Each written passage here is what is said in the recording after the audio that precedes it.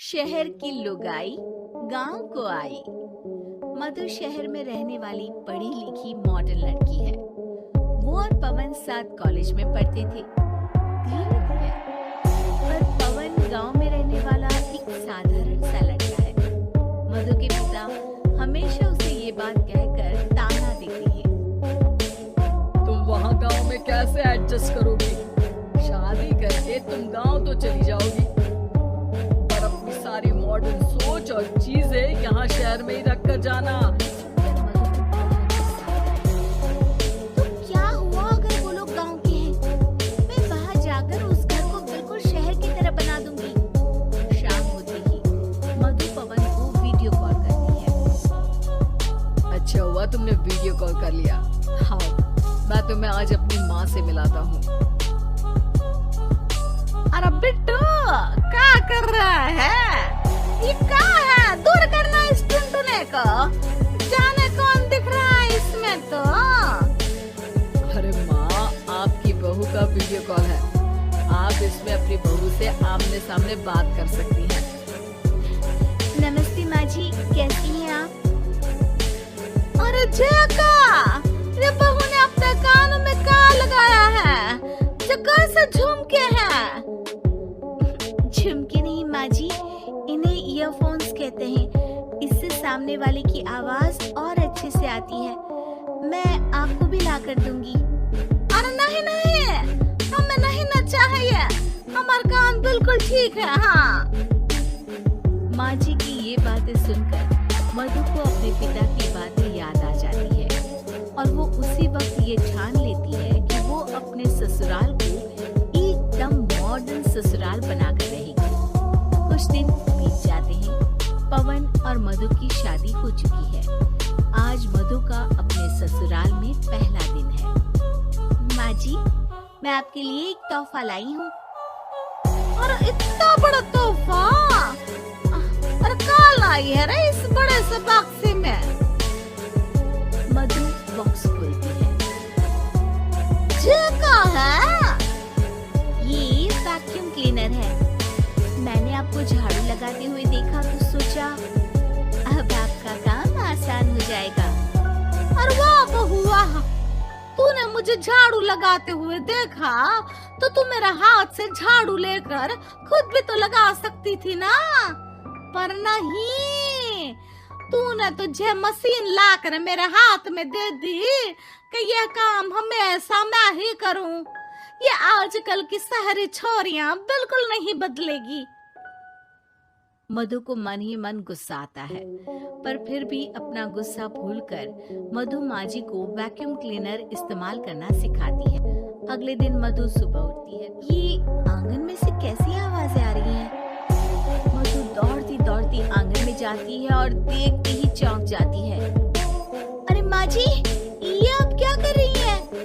और वो क्या है ना, सुबह मैं जब कुएं से पानी निकाल रही थी तो मेरे कान की बाली उसमें गिर गई थी।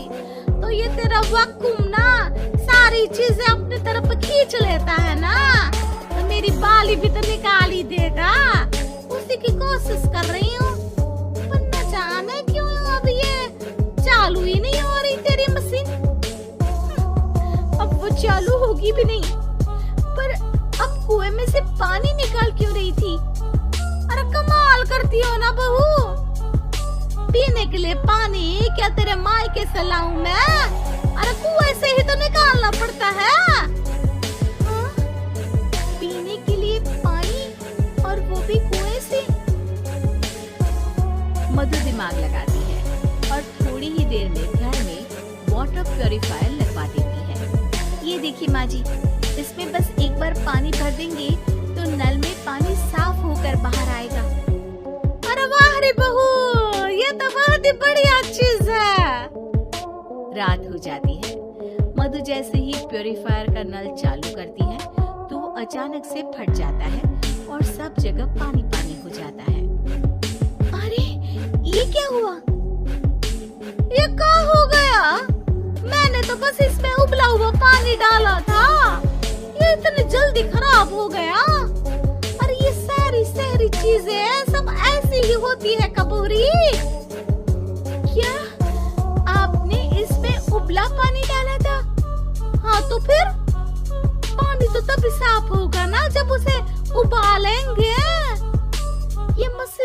जिन है जो हमने जो बोला वो कर देगी है? मधु को बहुत गुस्सा आता है। इस तरह तो मेरा अपने ससुराल को मॉडर्न बनाने का सपना अधूरा ही रह जाएगा। नहीं, मैं इस तरह से हार नहीं मान सकती। थोड़े ही दिन में मधु पूरे किचन को मॉड्यूलर किचन में बदल देती है। अरे वाह बहुआ, इतनी सारी अलमारियां। माँ जी मॉड्यूलर किचन देखकर बहुत उत्सुक हो जाती है। ये बक्सा का है? बहू ने शायद गलती से यहाँ रसोई में रख दिया है, पर है तो ये बहुत ही बढ़िया। अगले दिन सुबह, अरे मायरी क्या हो गया? मैं तो बर्बाद हो गई, मेरी सारी पूंजी जलकर राख हो गई। तेरा अब मैं क्या करूं? ये आवाज सुनकर मधु दौड़ी दौड़ी किचन में आती है और इतना धुआं देखकर घबरा जाती है। ये सब कैसे हुआ माँ जी? ये आग कैसे लगी? ये सब तेरा इस मॉड्यूलर किचन की वजह से हुआ है, और ऊपर से तूने तिजोरी जो रसोई में रख दी थी। मैंने जैसे ही अपने गहने और पैसे इसमें रखे और बाहर से इस ताले को घुमाया कि तो 5 मिनट में ही आग बबूला होकर फट गया। अरे माँ जी, ये तिजोरी नहीं है, ये तो माइक्रोवेव है।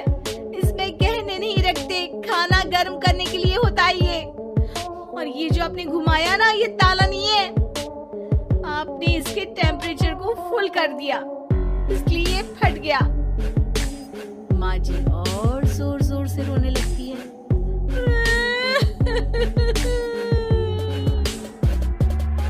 मधु सर पीट लेती है और कसम खाती है कि अब ससुराल को मॉडर्न बनाने की कोई कोशिश नहीं करेगी।